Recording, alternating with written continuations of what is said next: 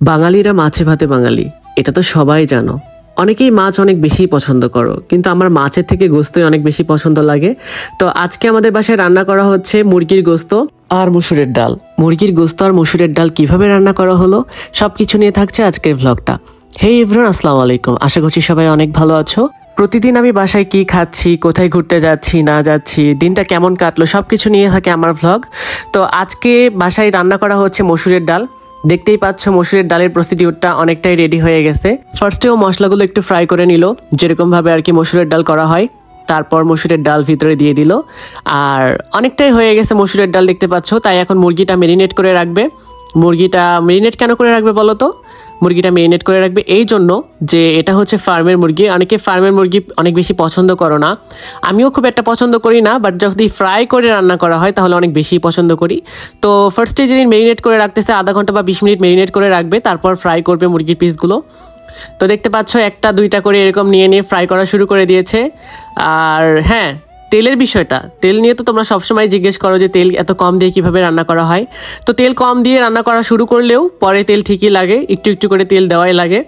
তো তারপর দেখতেই পাচ্ছ মুরগি ফ্রাই করতেছে। মুরগি ফ্রাই করাটা দেখলে আমার অনেক বেশি ভালো লাগে, আমার রোস্টের কথা মনে পড়ে যায় এবং খেতে মন চায়।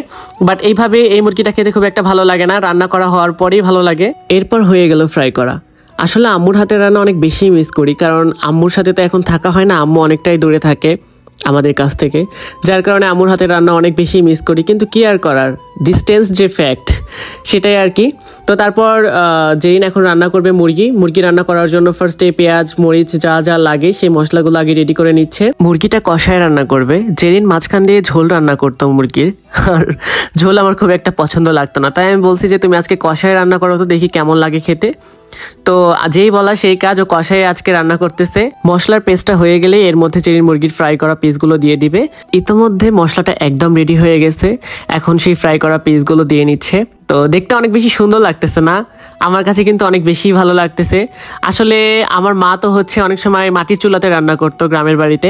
তো মাটির চুলা রান্নাটা অনেক বেশি ইউনিক, অনেক বেশি মজাদার লাগতো। আসলে মাটির চুলা রান্নার মতো তার গ্যাসের চুলা রান্না হবে না, তারপরেও একটু চেষ্টা করা হচ্ছে আর কি বাসায়। ঝোল যেই পরিমাণে রাখবে সেই পরিমাণে ঝোলের জন্য পানি দিয়ে নিল।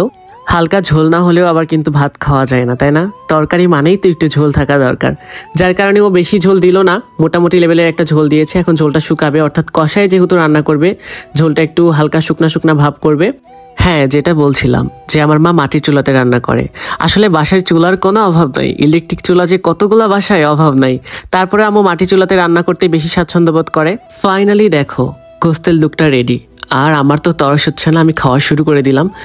ওয়াও ওয়াও ওয়াও ওয়াও, কি রে এত মজা কেমনে হইলো বুঝলাম না তো।